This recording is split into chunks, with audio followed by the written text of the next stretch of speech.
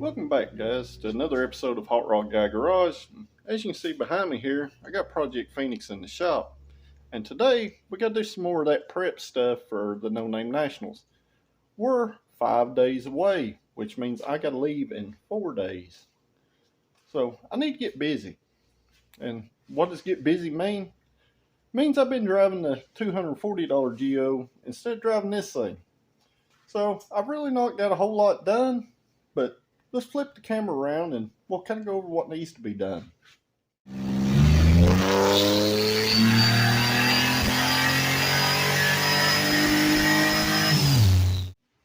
And alright guys, so what do I need to do? First off, I gotta find a way to haul luggage on this thing. I'm not going to add a roof rack to it because I don't want to drill holes in my roof, because, this thing's painted top and bottom. This is actually not a wrap like everybody thinks it is. This is actual paint. So, I've got to devise some kind of trailer hitch deal and a basket, maybe. And I've been working on that kind of in the background at the shop, just when I had a few free moments, which hasn't been a whole lot this week, because, as you see, our other special project's still in here, and I've been working on the Grand National fuel system here, and,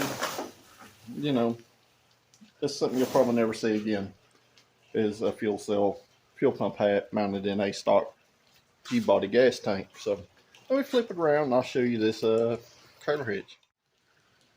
So basically, guys, what I've done so far is I've took this trailer hitch and I put a couple of tabs here, which I'm going to have to weld these spacers in. And this will bolt between our subframe and our body. Should give us a good strong connection. Because I'm not going to pull anything with this car. But I am going to mount this basket, which I also have to fix if you can see that it's bent. But that's the plan. That's if that's much of a plan at all. The trailer hitch will work. But, I don't know about the basket. I'm going to have to fix that thing, and, I don't know if I can. I know I can, but for free. Let's just keep saying that word, for free. Because, if you're new to my channel, that's what I do, is budget stuff. And if you're wondering about Project Phoenix here, I built that car for under a $3,000 budget. And another thing it's doing today is, it's raining. If you can see the black primer Grand National back there, it's shiny, so that means it's wet. So, if there's one thing there's not a shortage of around the shop, is cool lady stuff, because that's what I do. So, let's get on this trailer hitch and see if I can get these little spacers welded down here. And then we'll go through the monkey mess of separating Project Phoenix from its subframe. So, watch along with me and we'll see what we get into.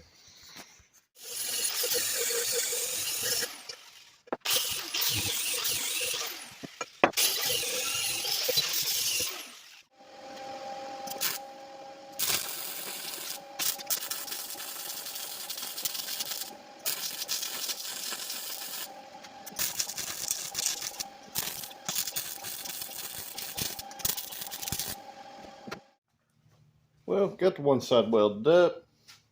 Looks alright, because I'm not going for beauty in this. It's a trailer hitch, so I'll flip around and show you what I got. So, like I said, we're not about beauty. So, what I done, I just run a bead all the way around, all the way up, It's just a spacer, so I just don't want it to fall off when I install it. So, I'm going to weld the other one on this side, and we'll blow some black paint on it, let it cool off, and we'll start separating the body. Not real excited to separate the body, by the way. You'll see why here in a few. And alright, while waiting on that trailer hitch to cool off so I can spray a little paint on it, I come over here and I preemptively mocked up getting this body up. Now keep in mind, I don't have to take the subframe all the way out of the car, but I do have some spacers in there. I'm going to have to alleviate the pressure of the car itself off of them. And then I put the hitch in and bolt it back in. So let me show you my rig here. So basically, guys, if you watched the build video of this car, you'll know why I tied this top of this rear panel in to the rest of the structure in here. That is so that you can use the little latch hook right there to actually pick the body up. That's what makes it possible to get the motor out of the car. And it's also going to make it possible for me to get the subframe bolts out. So basically, just a regular cherry picker. I'm going to take the two back bolts out. I'm just going to alleviate enough pressure to pull the spacers out. All in all, guys, it's pretty much easier to get a motor and stuff out of than a regular car. I set this car up this way. That's one good thing about building stuff yourself. It is relatively easy to maintenance and, access stuff, because you think ahead on that stuff when you build stuff. So I'm going to get these bolts out of here, and hopefully this hitch will cool off enough I can spray a little more paint on it. And I'll pop back in when it's time to pick the body up a little bit. Alright guys, this is a little while later. That paint's dried, and I've got the bolts out of the rear subframe, and the body's hanging. So let's see if we can get this hitch in here and see if it actually fits. Like I said before, I made this thing off a bunch of measurements. Hopefully it'll just drop right on and everything goes smooth. But that's usually not how everything goes when you make stuff yourself. And what I mean by usually don't go smooth is you never know what this stuff does when you make it yourself. So sometimes the plans don't turn out to be quite as, great as what you see. So looks like it needs to go up a little bit, so I need to put my other spacers back on the bottom. And these can go on the top.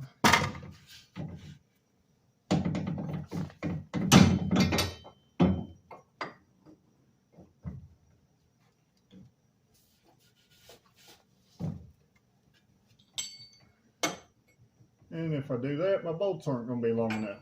So I basically made this. I don't know if y'all can see, but well, that's not going to do good. Basically, I made the trailer hitch thick enough to replace these big nuts I had in their spacers. So I'm going to see if I can get this thing set in here and get the body set back down and see what we end up with. And this should be the point where we're all celebrating and it fits perfectly, but never the case, guys. About 1/16 of an inch off on both sides. Be a pretty easy fix. It's not going to set me back maybe 30 minutes. So let's get this thing cut back up and add 1/16 of an inch to each side. Other than that, it looks like it's going to work fine. Yeah, so, minor setback. Let's get to it. So guys, I got out my electric trailer hitch stretcher here, aka the welder. And I cut one of those big nuts I had in half.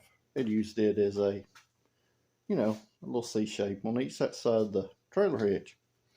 Effectively stretching it about a little over 1/2 inch on each side. So it'll give me a little adjustment side to side also. So let's flip it around. I'll show you. While not the most beautiful thing in the world, it is welded on there, and as you can see by the previous back wall that I left, other than cutting a slot through it, I left it there for reinforcement, and that will now give us that little extra that we need. Same on both sides. So hopefully it'll, and if it don't, we'll cut it up and weld something else to it. I mean, at this point, I pretty much planned all day to mess with this trailer hitch, even though there is other things I have to do to the car. Like put these open-end lug nuts on it and flush coolant, which I've still not done. I've talked about it in the last video. I mentioned it a couple other times, and I've still not done it yet, but it's going to happen before then. So let's blow some more paint on this thing and see if it'll fit. And all right, guys, got it mounted up in there. Got it centered up. And we got plenty of ground clearance. It's only about a 1/2 inch lower than the oil pan or transmission pan. So I guess at this point, even though the basket's got a bent arm, I need to try to mock it up and see if it's going to clear the exhaust. So let's get to that. I don't believe this or not, but it seems like it's going to work without a bunch of messing around. So I'm going to flip this around and I'll show you. All right, guys. I'm going to have to straighten that thing up, and I'm going to have to extend it I would like to raise it up a little bit. You know, it's got pretty good ground clearance, but I'd like just to raise it up just a little bit. So I'm going to look around here and see if I can find some square tube. Our exhaust is obviously going to be some kind of an issue with anything that's tall that might be put on this side. But when it comes down to it, pretty much just going to have a cooler and a tent and maybe some spare tools strapped to it. So not a lot of weight. I've stood on it here a while ago. Everything seems good and solid.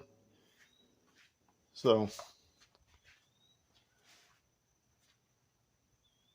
you know, I'm either going to fix this one or I'm going to look around and see what else I can find. It looks like it's about exactly the same width as the car, so that's good. So, other than it being bent a little bit, it looks like it's going to work. So, that's obviously not going to be a huge deal to straighten up. Probably split it and weld the gap up. So, let's get to it and see if we can do anything with that today. I'm not going to spend a bunch of time on that today, because I'm going to at least put the lug nuts on it. And that will leave us with just the basket and flushing the coolant out at the end. Well, guys, it's starting to get pretty late at this point.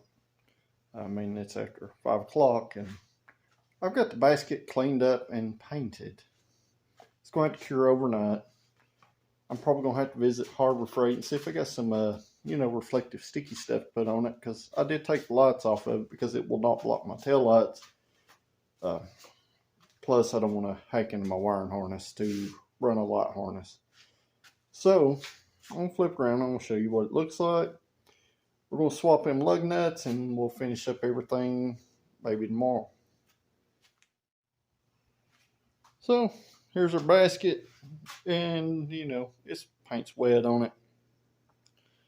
But got it all pretty much cleaned up, straightened up, and all the funky stuff with the bend is straightened out. I had the brace down here, and I had the extension to get it past, the back of the car.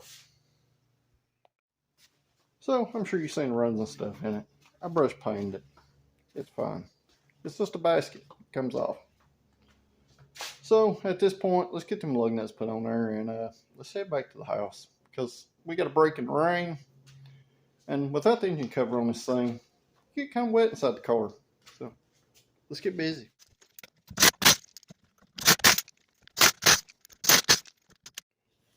Well, got the lug nuts on there, at least on the rear. I didn't change front ones because I really don't like the way it looks with, the open-end lug nuts. Wheels are kind of rough anyway, and the lug nuts kind of took you out away from it. But a good, helpful bit of advice, guys: always torque your lug nuts. Don't just tighten with an impact. Send them. Even with that snap-on impact, these things turn another quarter turn before they get to 90 foot-pounds. So always check that stuff, and I'll be back here in a minute. So pretty much, guys, this may be the last update video on Project Phoenix till we make the road trip to the Noname Nationals. I don't know if I'm going to make a video of actually doing the stuff to the basket and flushing coolant stuff out of it. Because that's not real fun stuff. A lot of this is not real fun stuff to even watch. And I understand, but with Project Freetro being down, I'm making a video of something, guys. This is a very cool project. And if you haven't checked out the album, check out the album on this car, because it is really cool. Or at least I think it is. So, I'm going to stop in the morning and I'm going to get stuff for, the basket to finish it up, and, a pin for the hitch and some other little stuff. And I'll probably come back over here to the shop on Sunday and get that stuff squared away, along with the coolant, so I can get the engine cover back onto the motor here. Other than that, guys, it's just a little more tweaking on tune and more driving until we leave on Thursday morning early. So if you like this kind of content, make sure you like this video, share it with your friends, and most importantly, subscribe. Because, small channels like mine, it takes you guys to make them grow. So, you know, if you like this kind of content, hit that subscribe button. I'd greatly appreciate it. And until the next one, guys, we'll see you then. Thanks for watching.